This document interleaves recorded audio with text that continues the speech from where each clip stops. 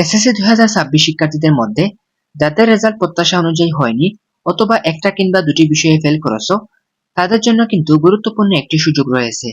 তোমরা চাইলে বোর্ড চ্যালেঞ্জের মাধ্যমে তোমাদের খাতা পুনর্নিরীক্ষণের আবেদন করতে পারবে। প্রতি বছরই বোর্ড চ্যালেঞ্জের মাধ্যমে অনেক শিক্ষার্থীদের ফলাফলে পরিবর্তন আসে।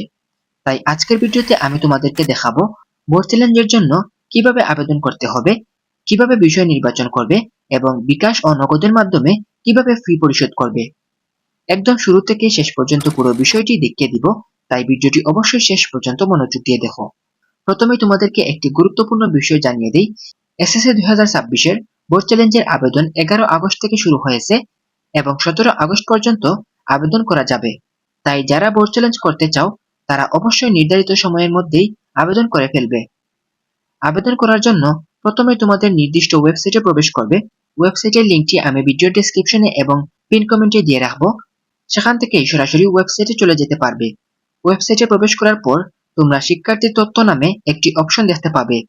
এখানে প্রথমেই তোমাদের বোর্ডের নাম নির্বাচন করতে হবে। তুমি যে বোর্ডের শিক্ষার্থী এখানে সেই বোর্ডটি নির্বাচন করবে।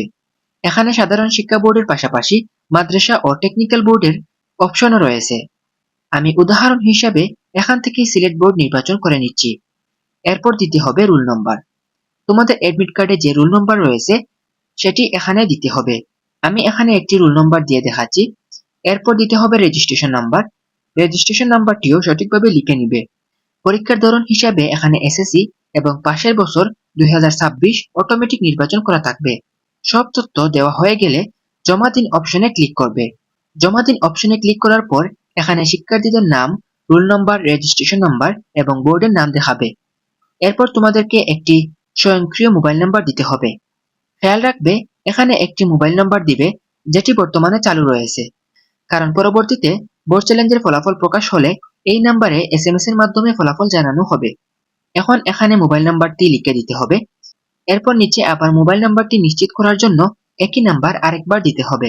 দুই জায়গায় একই নাম্বার দেওয়ার পর আবার জমা দিন অপশনে ক্লিক করবে। এবার তোমাদের সামনে অনেকগুলো বিষয়ের তালিকা চলে আসবে। তোমরা যে যে বিষয়ে বোর্ড চ্যালেঞ্জ করতে চাও সেই বিষয়গুলো এখান থেকে নির্বাচন করবে। উদাহরণ হিসাবে আমি এখান থেকে রসায়ন অর্থাৎ কেমিস্ট্রি নির্বাচন করব। বিষয় নির্বাচন করার পর নির্বাচন করুন অপশনে ক্লিক করলে নির্বাচিত বিষয়গুলো নিচে যুক্ত হয়ে যাবে। একইভাবে চাইলে আরো অনেকগুলো বিষয় এখান থেকে নির্বাচন করতে পারবে। এই শিক্ষার্থী এক সাবজেক্টে ফেল করার কারণে এই সাবজেক্টটি আমরা বোর্ড চ্যালেঞ্জ করছি। ইনশাআল্লাহ তার বোর্ড চ্যালেঞ্জের ফলাফল পাস আসবে। এখন তোমরা নিচে দেখতে পাচ্ছ মোট ফি হচ্ছে 150 টাকা, অর্থাৎ প্রতি পত্রে 150 টাকা করে ফি ধরা হয়েছে। আমি যেহেতু এখানে একটি বিষয়েরই বোর্ড চ্যালেঞ্জ করতেছি তাই এখানে মোট টাকা দেখাচ্ছে 150 টাকা। কেউ যদি দুটি বিষয়ে বোর্ড চ্যালেঞ্জ করে তাহলে তার মোট টাকা দেখাবে 300 টাকা এবং কেউ যদি তিনটি বিষয়ে বোর্ড চ্যালেঞ্জ করে তাহলে তার দেখাবে 450 টাকা, অর্থাৎ প্রতি সাবজেক্ট 150 টাকা করে। তোমরা যতগুলো পত্র নির্বাচন করবে সেই অনুযায়ী মোট ফি এখানে দেখিয়ে দিবে। সবকিছু ঠিক থাকলে ফি প্রদান করুন অপশনে ক্লিক করবে। এখানে ক্লিক করলে আর কোনো কিছুই হবে না, কারণ যতক্ষণ পর্যন্ত ফি পরিশোধ করা না হয় ততক্ষণ পর্যন্ত এখানে আর কিছুই করা যাবে না। এবার আমি তোমাদেরকে দেখাচ্ছি বিকাশের মাধ্যমে কিভাবে এই ফি পরিশোধ করতে হবে। প্রথমে তোমাদের বিকাশ অ্যাপটি ওপেন করতে হবে। বিকাশ অ্যাপ ওপেন করার পর আরো যখন অপশনে ক্লিক করবে, এখান থেকে ক্লিক করলাম। এখানে দেখতে পাচ্ছ এডুকেশন ফি নামে একটি অপশন আছে। এই এডুকেশন ফি নামে অপশনটিতে ক্লিক করার পর এসএসসি 2026 রি-স্ক্রুটিনি দেখতে পাবে। এখানে ক্লিক করবে। এরপর তোমাদের বোর্ডের নাম নির্বাচন করতে হবে। বোর্ডের নাম নির্বাচন করার পর পাশের বছর 2026 সাল নির্বাচন করতে হবে। এখন এখানে তোমাদের এসএসসি রোল নম্বরটি দিতে হবে। রোল নম্বরটি দেওয়ার পর পরবর্তী ধাপে গেলে তোমাদের টাকা পেমেন্ট করতে হবে। আমি তোমাদেরকে একটি বিষয়ে আবেদন করে দেখাচ্ছি, তাই এখানে মোট 150 টাকা দেখাচ্ছে। পাশাপাশি শিক্ষার্থীর নাম, রোল নম্বর, বোর্ড এবং পেমেন্টের স্ট্যাটাসও দেখাচ্ছে। এখানে যেহেতু এখনো পেমেন্ট করা হয়নি তাই আনপেড দেখাচ্ছে। এরপর পরবর্তী ধাপে গিয়ে বিকাশের পিন নাম্বার দিতে হবে। পিন নাম্বার দেওয়ার পর পেমেন্টটি সম্পন্ন করবে। এখানে মনে রাখবে বোর্ড চ্যালেঞ্জের ফি এর পাশাপাশি প্রযোজ্য পেমেন্ট চার্জ থাকতে পারে। পেমেন্ট সফল হলে বিকাশ থেকেই তোমার পেমেন্টের রিসিপ্টটি দেখতে পারবে। এখান থেকে তোমরা সবাই স্ক্রিনশট নিয়ে রাখবে। বিকাশের মাধ্যমে পেমেন্ট করা সম্পন্ন হলে আবার সেই বোর্ড চ্যালেঞ্জের ওয়েবসাইটে ফিরে আসবে। এরপর সেখানে জমা দিন অপশনে ক্লিক করলে তোমাদের আবেদনটি সম্পন্ন হবে।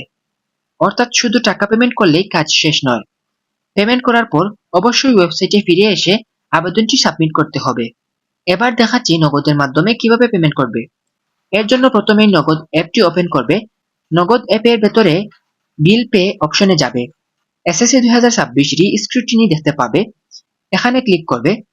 সেখানে গেলে তোমাদের বোর্ডের নাম, পাশের বছর এবং রোল নম্বর দিতে হবে। সব তথ্য দেওয়ার পর পরবর্তী ধাপে গেলে তোমার মোট কত টাকা পেমেন্ট করতে হবে সেটি দেখতে পারবে। এরপর নগদের পিন নাম্বার দিয়ে পেমেন্টটি সম্পন্ন করবে। পেমেন্ট সফল হওয়ার পর আবার বোর্ড চ্যালেঞ্জের ওয়েবসাইটে ফিরে আসবে। ওয়েবসাইটে এসে জমা দিন অপশনে ক্লিক করলে তোমাদের বোর্ড চ্যালেঞ্জের আবেদনটি সম্পন্ন হবে। তাই পুরো প্রক্রিয়াটি আবার সংক্ষেপে বলে দিচ্ছি। প্রথমে ওয়েবসাইটে প্রবেশ করবে। এরপর বোর্ড, রোল নম্বর ও রেজিস্ট্রেশন নাম্বার দিয়ে শিক্ষার্থীর তথ্য যাচাই করবে। সক্রিয় একটি মোবাইল নাম্বার দিবে। এরপর যে যে বিষয়ে বোর্ড চ্যালেঞ্জ করতে চাও সেই বিষয়গুলো নির্বাচন করবে। বিষয় অনুযায়ী ফি দেখতে পাবে। এরপর বিকাশ বা নগদের মাধ্যমে ফি পরিশোধ করবে এবং সবশেষে আবার ওয়েবসাইটে এসে জমা দিন অপশনে ক্লিক করে আবেদনটি সম্পন্ন করবে। আবেদন করার আগে অবশ্যই নিজের roll number, registration number, board এবং নির্বাচিত বিষয়গুলো অবশ্যই ভালোভাবে যাচাই করে নিবে। আর যারা নিজেরা বোর্ড চ্যালেঞ্জের আবেদন করতে পারছো না তারা চাইলে আমাদের কাছ থেকে সহায়তা নিতে পারো। তবে নিজে আবেদন করলে অবশ্যই তথ্যগুলো ভালোভাবে যাচাই করে আবেদন করবে।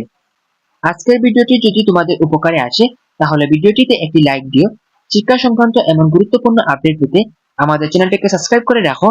আর ফেসবুক থেকে ভিডিওটি দেখলে অবশ্যই ফেসবুক পেজটিকে ফলো করে রাখবে। সবাই ভালো থাকো, সুস্থ থাকো। আল্লাহ হাফেজ সবাইকে।